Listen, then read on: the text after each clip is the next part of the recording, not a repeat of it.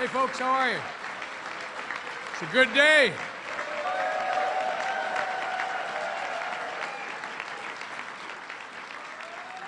It's a real good day.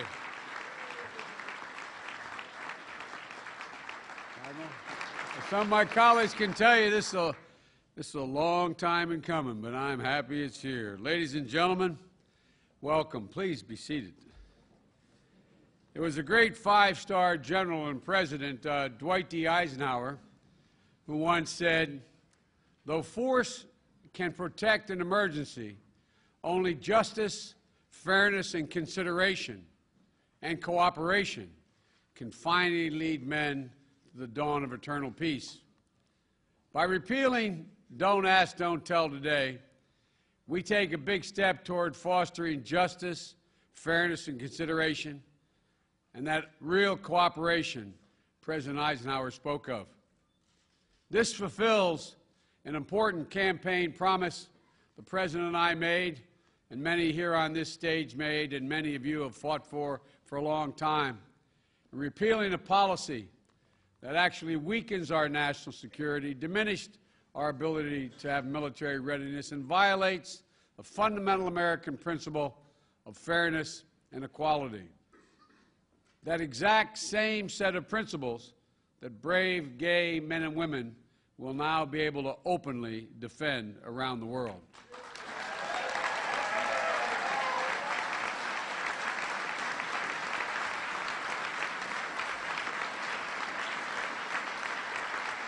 It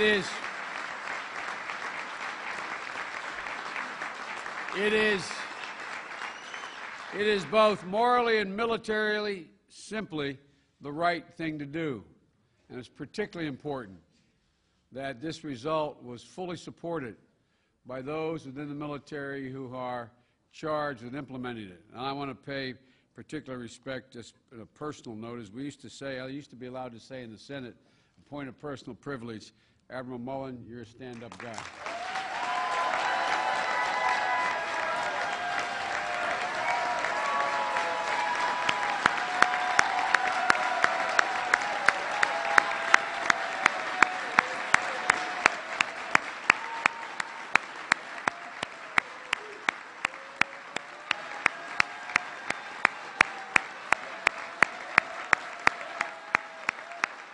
I think they like you.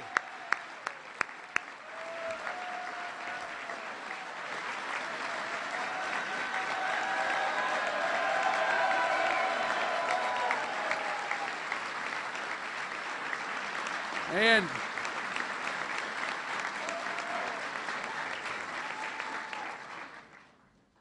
he already has enough power, don't?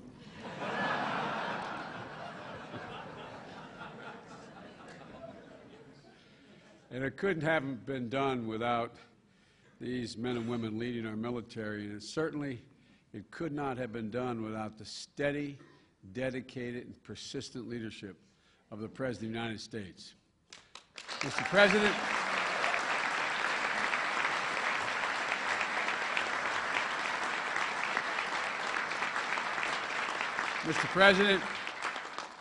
by signing this bill, you will be linking military might with an abiding sense of justice. You'll be projecting power by promoting fairness and making the United States military as strong as it can be at a time we need it to be the strongest. Ladies and gentlemen, the President of the United States of America, the Commander-in-Chief, Barack Obama.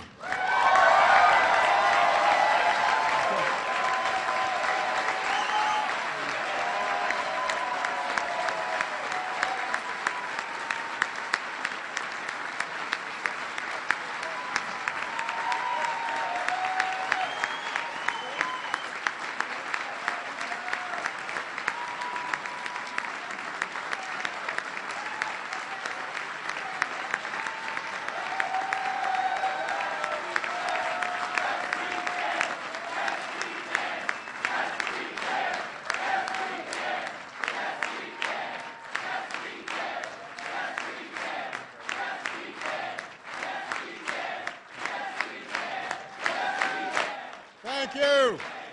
Yes, we did. This is. You're welcome. This is a good day.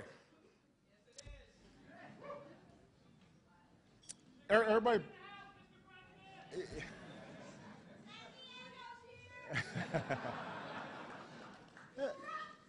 Thank you, thank you, thank you. You know, I am just overwhelmed. This is a very good day, and I want to thank all of you, especially the people on this stage, but each and every one of you who've been working so hard on this, members of my staff who worked so hard on this. I couldn't be prouder. You know, 66 years ago, in the dense, snow-covered forests of Western Europe, Allied forces were beating back a massive assault in what would become known as the Battle of the Bulge. And in the final days of fighting, a regiment in the 80th Division of Patton's Third Army came under fire. The men were traveling along a narrow trail. They were exposed, and they were vulnerable. Hundreds of soldiers were cut down by the enemy.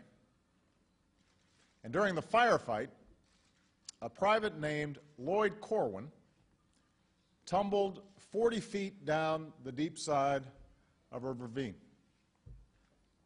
And dazed and trapped, he was as good as dead.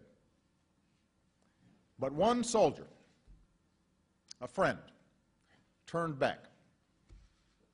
And with shells landing around him, amid smoke and chaos and the screams of wounded men, this soldier, this friend, scaled down the icy slope, risking his own life to bring Private Corwin to safer ground.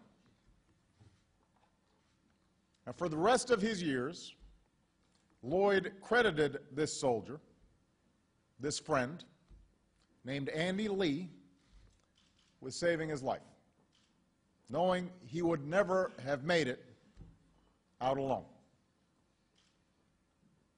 It was a full 4 decades after the war, when the two friends reunited in their golden years, that Lloyd learned that the man who saved his life, his friend Andy, was gay. He had no idea, and he didn't much care. Lloyd knew what mattered. He knew what had kept him alive, what made it possible for him to come home and start a family and live the rest of his life. It was his friend. And Lloyd's son is with us today. And he knew that valor and sacrifice are no more limited by sexual orientation than they are by race or by gender or by religion or by creed. That what made it possible for him to survive the battlefields of Europe is the reason that we are here today. That's the reason we are here today.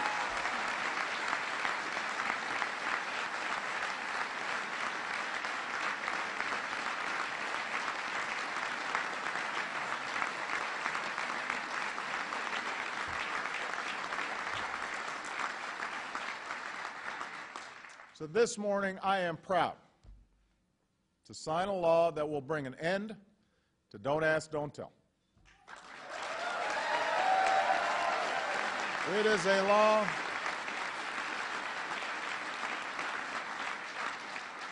this law I'm about to sign will strengthen our national security and uphold the ideals that our fighting men and women risk their lives to defend. No longer will our country be denied the service of thousands of patriotic Americans who were forced to leave the military, regardless of their skills, no matter their bravery or their zeal, no matter their years of exemplary performance, because they happen to be gay. No longer will tens of thousands of Americans in uniform be asked to live a lie or look over their shoulder in order to serve the country that they love.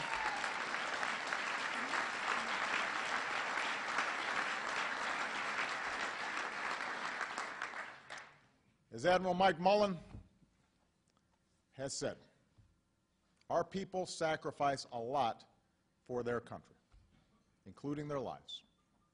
None of them should have to sacrifice their integrity as well.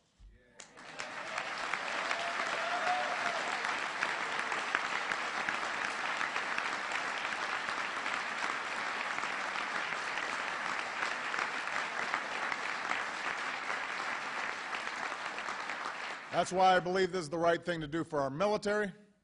That's why I believe it is the right thing to do, period. Now, many fought long and hard to reach this day. I want to thank the Democrats and Republicans who put conviction ahead of politics to get this done together.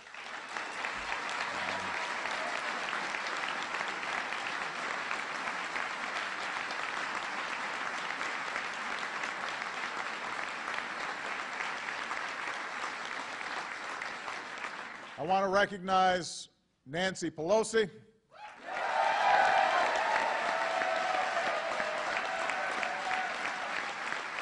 Steny Hoyer, and Harry Reid.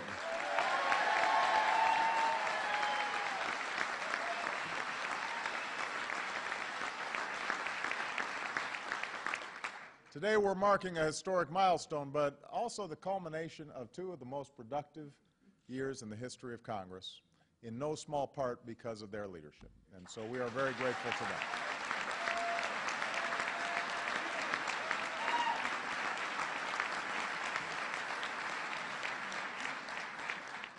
I want to thank Joe Lieberman and Susan.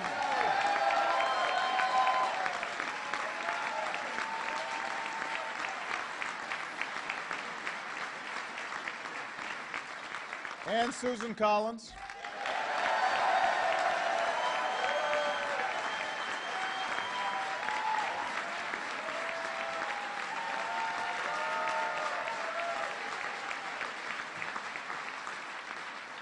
And I think Carl Levin's still working.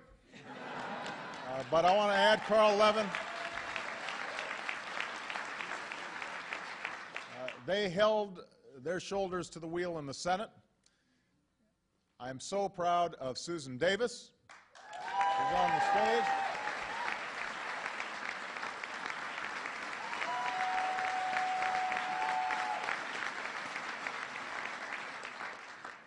And a guy you might know, Barney Frank.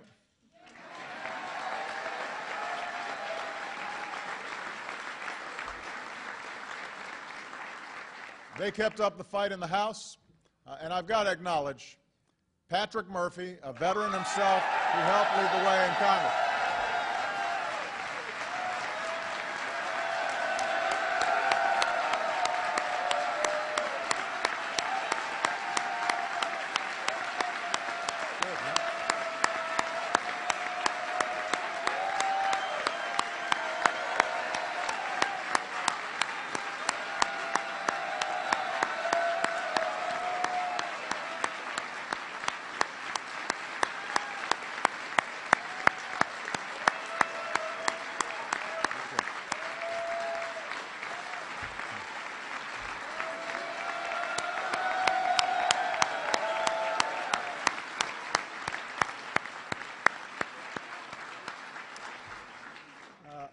I also want to commend our military leadership.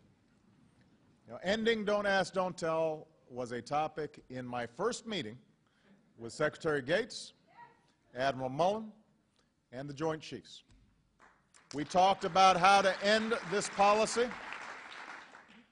We talked about how success in both passing and implementing this change depended on working closely with the Pentagon, and that's what we did. And 2 years later, I am confident that history will remember well the courage and the vision of Secretary Gates, of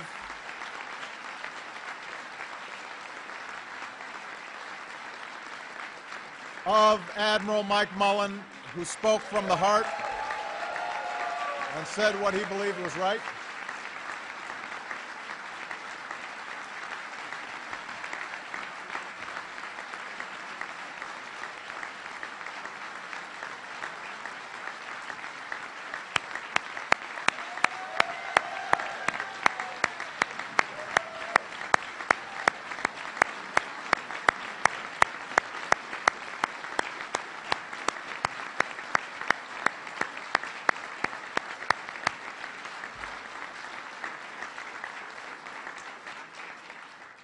of General James Cartwright, the Vice Chairman of the Joint Chiefs, and Deputy Secretary William Lynn, who is here.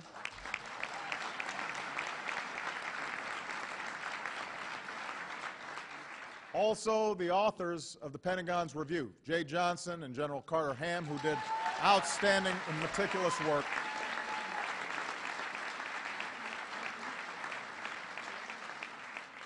And all those who laid the groundwork for this transition.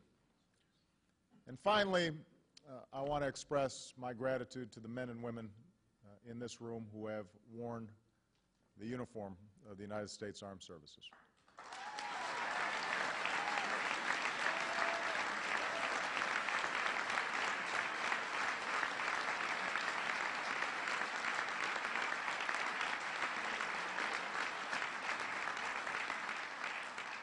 I want to thank all the patriots who are here today, all of them who were forced to hang up their uniforms as a result of Don't Ask, Don't Tell, but who never stopped fighting for this country and who rallied and who marched and fought for change. I want to thank everyone here who stood with them in that fight. Because of these efforts, in the coming days, we will begin the process laid out by this law. Now, the old policy remains in effect until Secretary Gates, Admiral Mullen, and I certify the military's readiness to implement the repeal. And it's especially important for service members to remember that. But I've spoken to every one of the service chiefs, and they are all committed to implementing this change swiftly and efficiently. We are not going to be dragging our feet to get this done.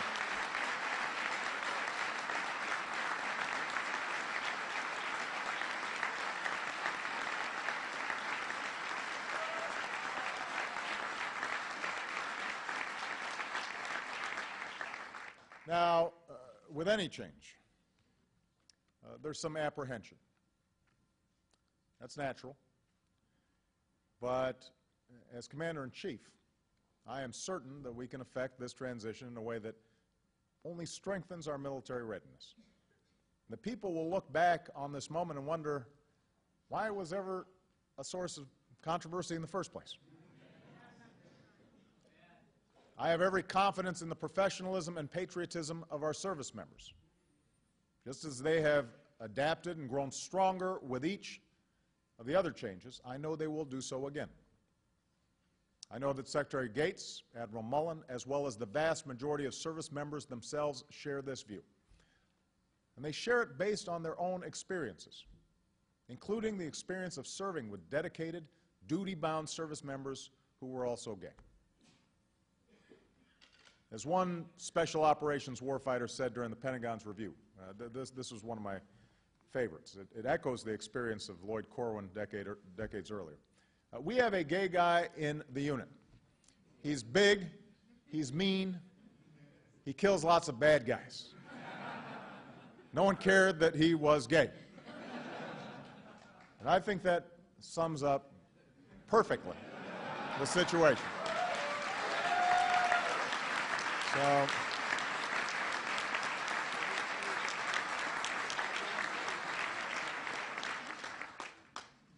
finally, I want to speak directly to the gay men and women currently serving in our military.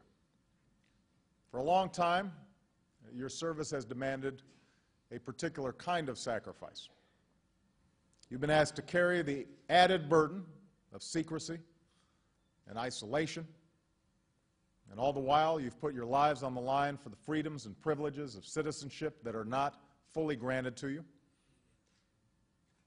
You're not the first to have carried this burden. For while today marks the end of a particular struggle that has lasted almost 2 decades, this is a moment more than 2 centuries in the making. There will never be a full accounting of the heroism demonstrated by gay Americans in service to this country. Their service has been obscured in history. It's been lost to prejudices that have waned in our own lifetimes. But at every turn, at every crossroads in our past, we know gay Americans fought just as hard, gave just as much to protect this nation and the ideals for which it stands. There can be little doubt There were gay soldiers who fought for American independence, who consecrated the ground at Gettysburg, who manned the trenches along the Western Front, who stormed the beaches of Iwo Jima. Their names are etched into the walls of our memorials.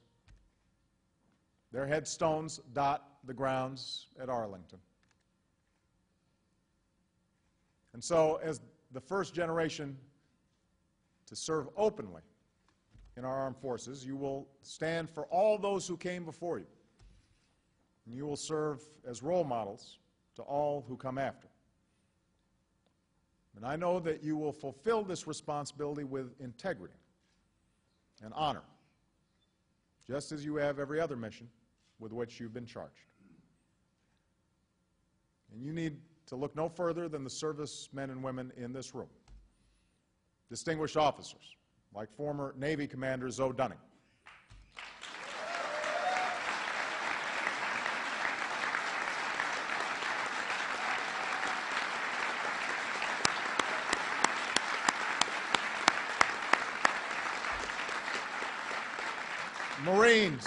Marines like Eric Alva, one of the first Americans to be injured in Iraq.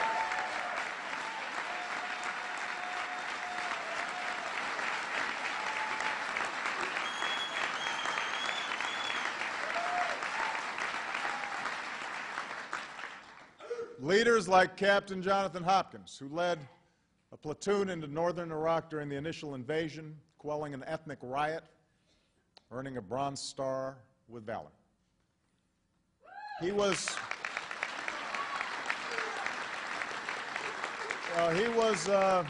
discharged only to receive emails and letters from his soldiers saying they had known he was gay all along and thought that he was the best commander they ever had.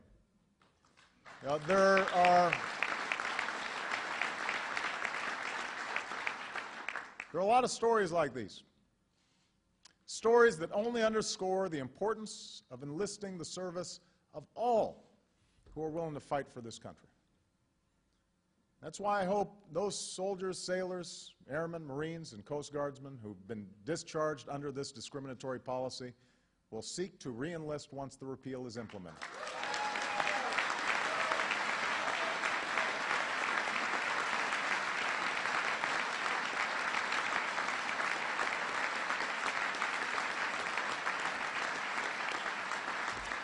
That is why I say to all Americans, gay or straight, who want nothing more than to defend this country in uniform, your country needs you, your country wants you, and we will be honored to welcome you into the ranks of the finest military the world has ever known.